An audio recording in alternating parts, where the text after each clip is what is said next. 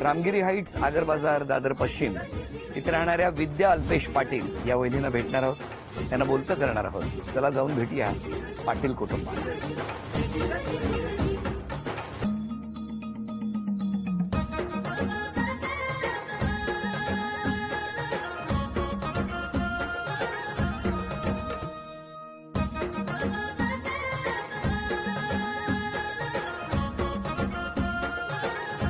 नमस्कार.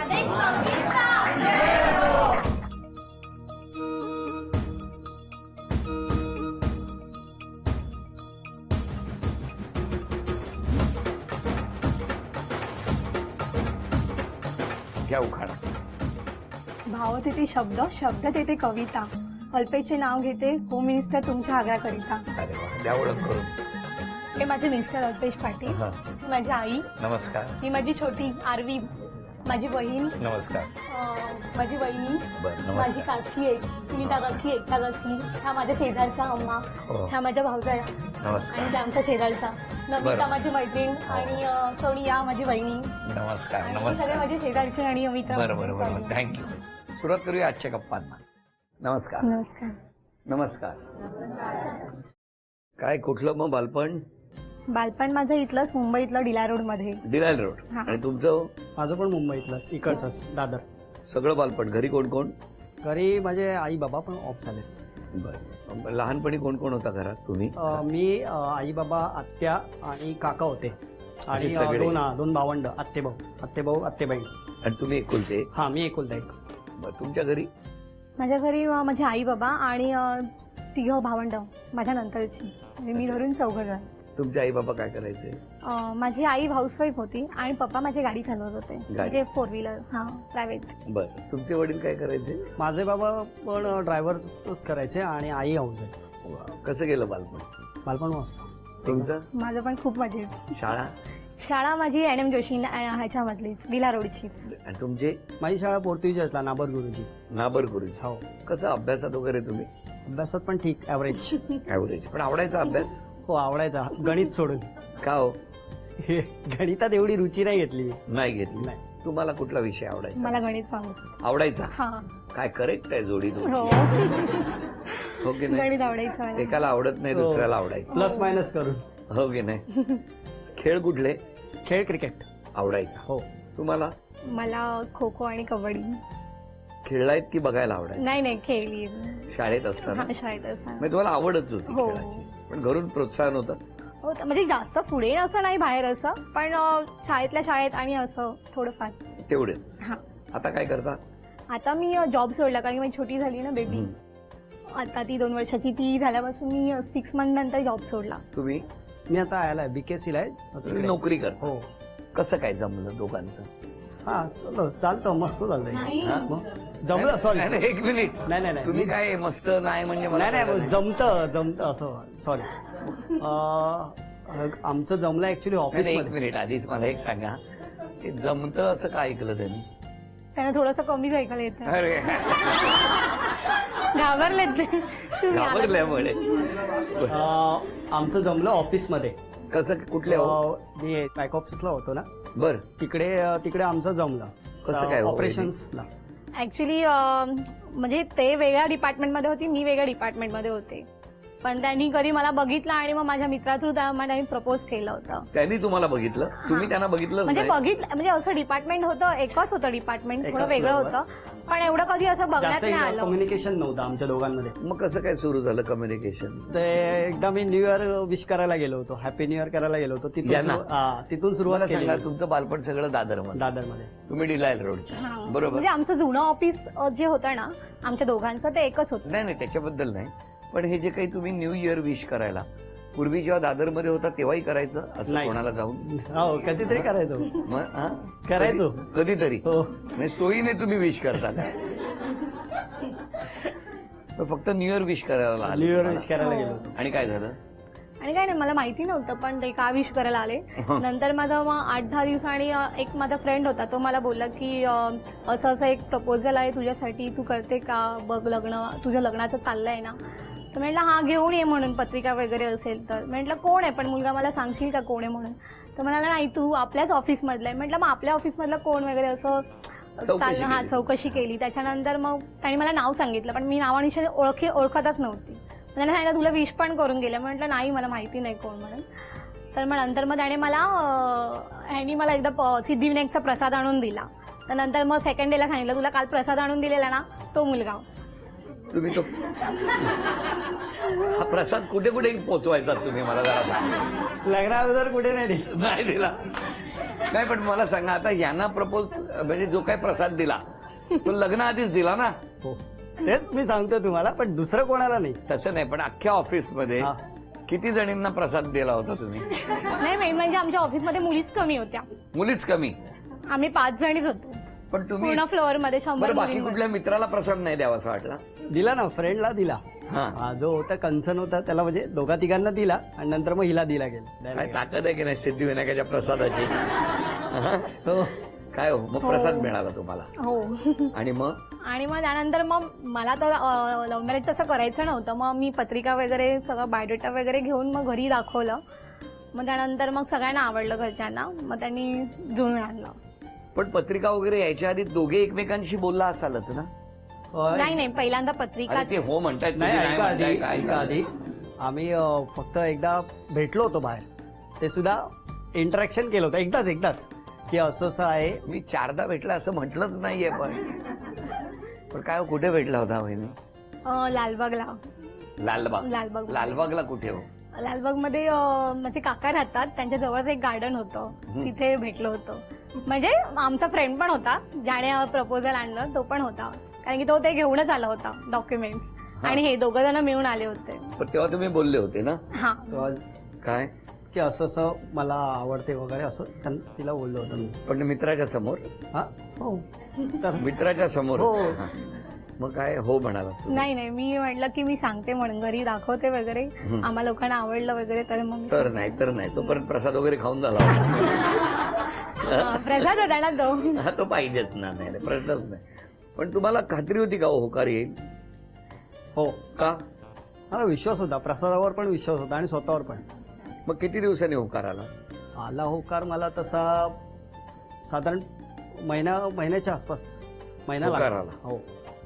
1 मार्चला त्यांनी मला विचारलं होतं. 18 मार्चला माझा बर्थडे होता.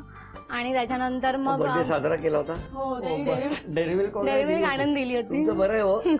हा? प्रसाद दे, चॉकलेट दे. हा? मग ते भेटले होते तुम्हाला? नाही मी काका त्या म्हणजे अगोदर घेऊन आलेलो ना 8 दिवसापूर्वी. माझ्या वाढदिवसाच्या अगोदर 2-3 दिवसापूर्वीच त्यांनी मला बायोडेटा आणून दिला होता.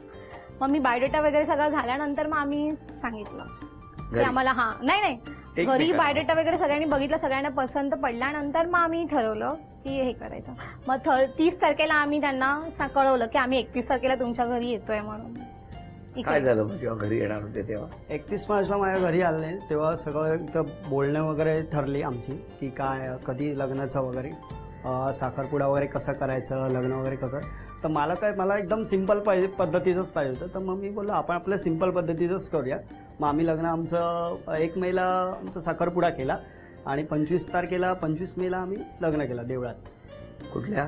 भोईवाडा. कोळकेश्वरमध्ये. हो. बरं. मी अशा तऱ्हेने तुमचं छोटं. आता किती वर्ष झाली लग्नाला? 5 वर्ष 5 झाली. वर्ष झाली. 5 वर्ष झाली. कसा काय संसार?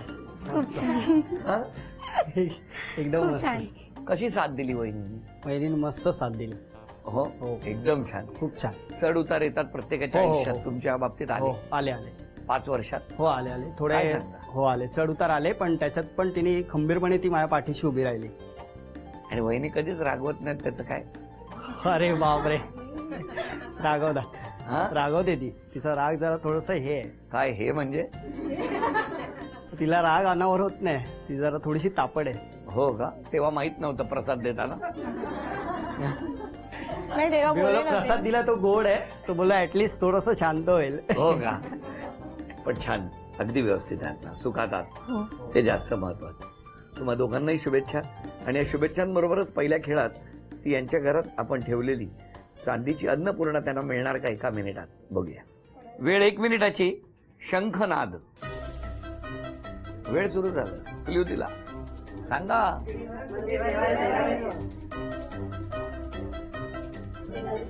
बघ मिळालं का?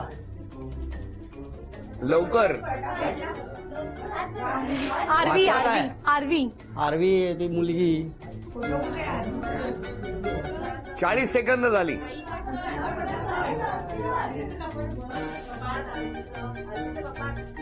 दहा, 9, 8, 7, 6, 5, 4, 3, 2, 1.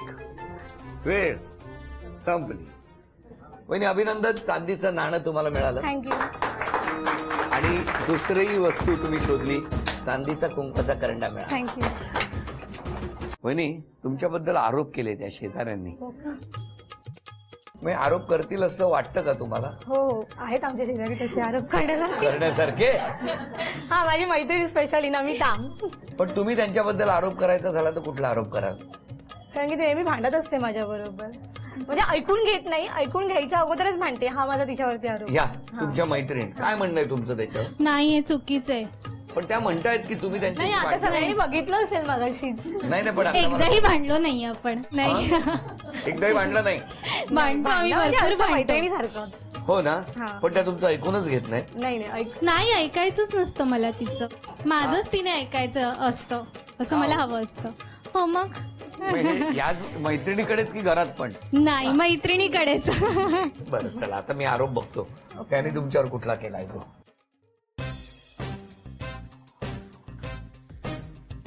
हा कोणीतरी आरोप केलाय त्याने नाही. हा ओके. नवऱ्याला सारखी भाजी आणायला लावता. हा आरोप आहे ना अलोक निलेश दादा किंवा अलोक. नाही नाही बघा कोणी केलाय हे आम्हाला माहिती नाही. हा आरोप मान्य आहे का तुम्हाला? नाही नाही तुम्हाला हो? नाही. नाही. बर त्यांचं नाव काय? अल्पेश पाटील. अल्पेश ना. तुम्ही त्यांना मुन्ना का म्हणता? मी मुन्ना नाही, लहानपणापासून बिल्डिंग मधलेच मुन्ना बोलतात त्यांना, त्यामुळे आता मी मुन्ना बोलते. बर तुम्हाला सकाळी लवकर उठण्याचा कंटाळा आहे मान्य? हो. काय हो बरोबर. तुम्ही सगळ्यांकडनं गोड बोलून कामं करून घेता आपली. नाही नाही. एकदा राग आला की तुमचा कंट्रोल होत नाही. हो. बरोबर आहे. एकदम बरोबर. कोणीतरी खोटं लिहिलंय तुमच्याबद्दल. तुम्ही चेहऱ्याने कडक वाटत असला ना तरी तुम्ही खूप प्रेमळ आहात असं कोणी लिहिलं असेल असं वाटतं? चला बरोबर अंदाज व्यक्त करा. कोणी लिहिलं असेल? माझी बहीण. हा, आपली बहीण जाऊबाईंनी लिहिलंय. कळलं का? जाऊबाई नाहीयेत मला. मग हे कोणी हा हा लिहिलं? आहेत आहेत तुला. परत एकदा ओळख करून देऊ सगळ्यांनी. नाही नाही नाही. तुम्हाला भांडायला कारण लागत नाही. खरंय? नाही. आळशीपणा खूप करता, कामाचा उरक नाही. हा हा हे बरोबर. मान्य आहे. मग आता तुम्ही सांगा हो वहिनीने स्वभावात कुठला बदल केला पाहिजे? तिने तिच्या रागामध्ये कंट्रोल केलं पाहिजे पहिली बरं. गोष्ट.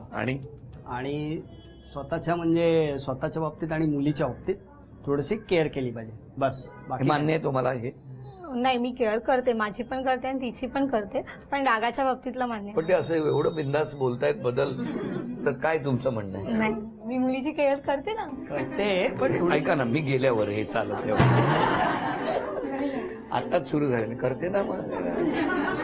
बर मला सांगा तुम्ही स्वतःमध्ये बदल करायचा असेल उद्यापासून तर कुठला करा? उद्यापासून मी रागावरती कंट्रोल करेन माझ्या. फक्त आणि आणि लवकर उठेन. चालेल तुम्हाला? हो. का? रागावरती कंट्रोल केला तर खूप बरंच आहे ना तिच्यासाठी. काय काय काय काय फायदे होतील?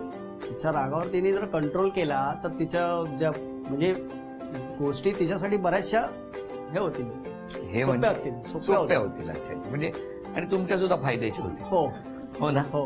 आता वहिनी चित्र काढणार आणि घरातले सगळे ओळखणार का बघूया. घ्या वहिनी हे का पहिलं चित्र तुम्हाला हे काढायचं.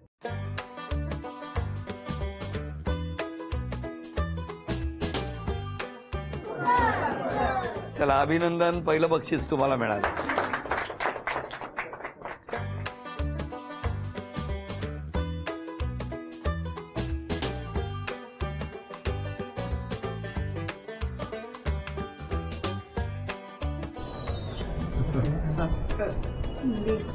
ससा सांगितलं ना? कोणी सांगितलं? ससा कोणी सांगितलं? तुम्ही. Very good. थांबा आता ते सांगते. बेडूक बेडूक. या अभिनंदन, हे बक्षीस तुम्हाला. तुम्ही या.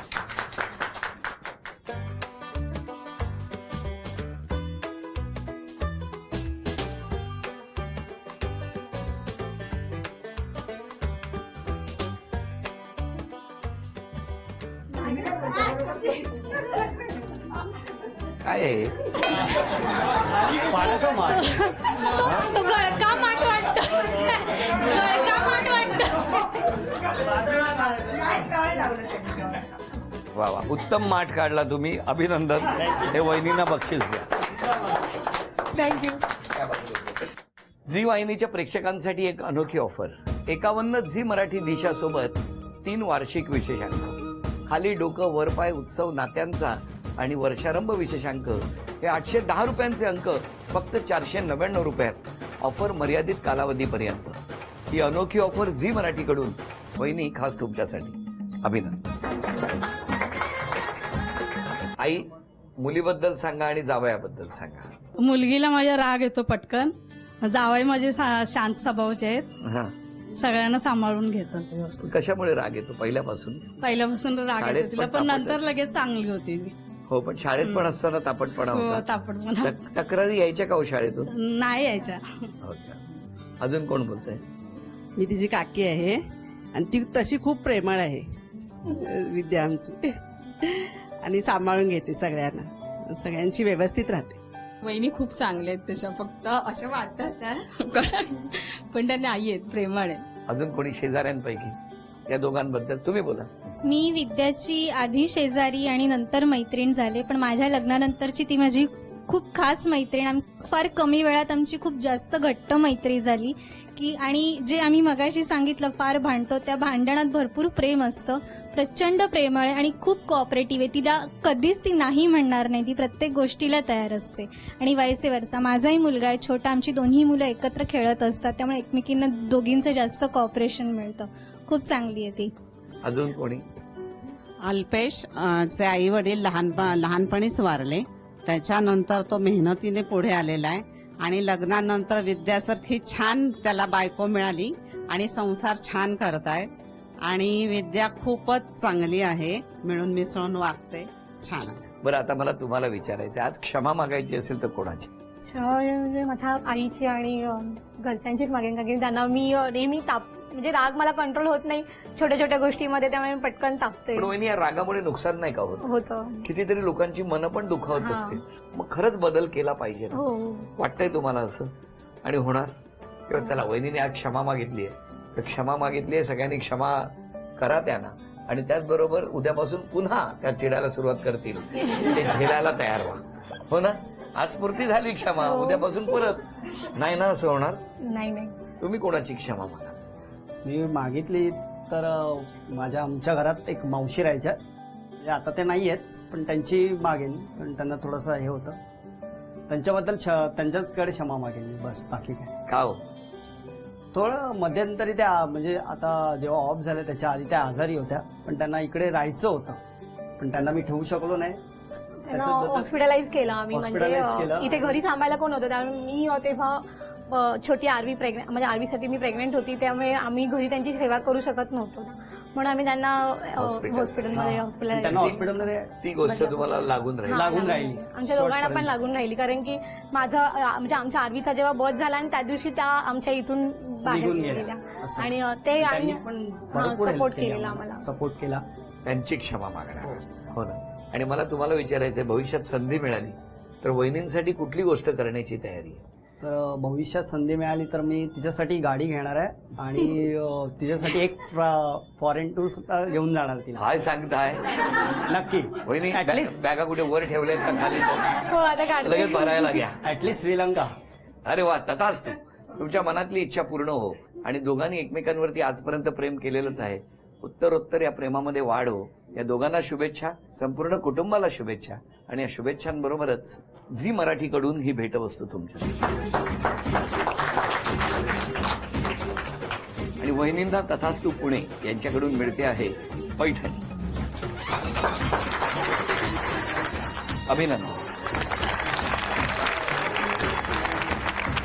आजचा भाग इथेच संपवूया आणि पुन्हा भेटूया अशीच एक पैठणी घेऊन होम मिनिस्टरच्याच पुढच्या भागात. नमस्कार.